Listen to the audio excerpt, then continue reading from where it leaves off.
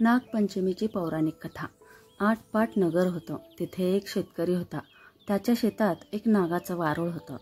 श्रावण मास आला, नागपंचमीचा दिवस। शेतकरी आपला नित्याप्रमाणे नांगर घेऊन शेतात गेला। नांगरता नांगरता काय झालं, वारुळात जी नागांची नागकुळं होती त्यांना नांगराचा फाळ लागला व ती लवकरच मेली। काही वेळाने नागिन तिथं आली, आपलं वारूळ पाहू लागली। तो तिथं वारूळ नाही आणि पिल्लेही नाहीत। इकडे तिकडे पाहू लागली तर तिला रक्ताने भिजलेला नांगराचा फाळ दिसला।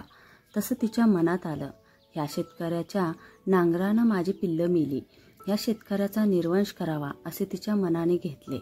फणफणतच ती शेतकऱ्याच्या घरी गेली। मुलाबाळांना, लेकीसुनांना आणि शेतकऱ्याला दंश केला। त्याचबरोबर सर्वजण मरून पडले। पुढं तिला समजलं की त्याची एक परगावी आहे मुलगी, तिला जाऊन दंश करावा। म्हणून ती निघाली। ज्या गावी मुलगी दिली होती तिथे ती आली। तिच्या घरी येऊन पाहिले तर काय, त्या बाईने पाटावर नागिन व त्यांची 9 नागकुळं काढली आहेत।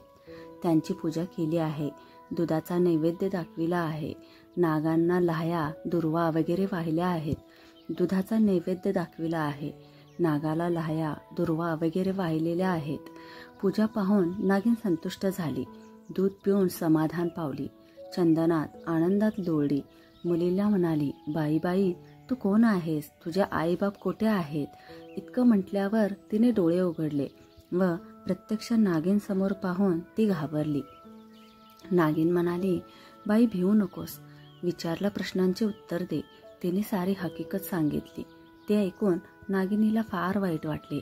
ती मनात म्हणाली, ही आपल्याला इतक्या भक्तीने पूजित आहे, आपलं व्रत पाळत आहे आणि हिच्या बापाचा आपण निर्वंश करण्याचं मनात आणलं आहे, हे काही चांगलं नाही।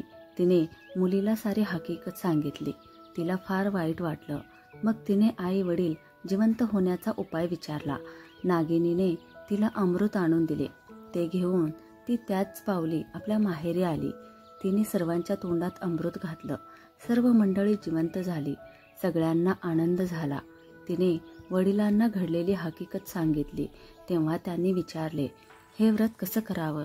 मुलीने व्रताचा सारा विधी सांगितला व शेवटी सांगितलं की इतकं काही केलं नाहीतरी नागपंचमीच्या दिवशी जमीन खणू नये, भाज्या चिरू नये, तव्यावर शिजवू नये, तळलेले खाऊ नये, नागोबाला नमस्कार करावा। तेव्हापासून शेतकरी नागपंचमी पाळू लागला। जशी नागिन त्यांना प्रसन्न झाली तशी तुम्हा आम्हा हो। ही 60 उत्तराची कहाणी 5 उत्तरी सुफळ संपूर्ण। पुढील कथा हरतालिका। भाद्रपद शुद्ध तृतीया। हरतालिका हे व्रत पार्वतीने शंकर आपल्याला पती म्हणून मिळावा यासाठी केले होते असे मानले जाते। तेव्हापासून आपल्याला जोडीदार मनासारखा व चांगला मिळावा म्हणून कुमारिकांनी हे व्रत करावे असा प्रघात आहे आणि लग्नानंतर मनासारखा जोडीदार मिळाला म्हणून आणि जन्मोजन्मी असाच जोडीदार मिळावा म्हणून नंतरही स्त्रिया हे व्रत करतात।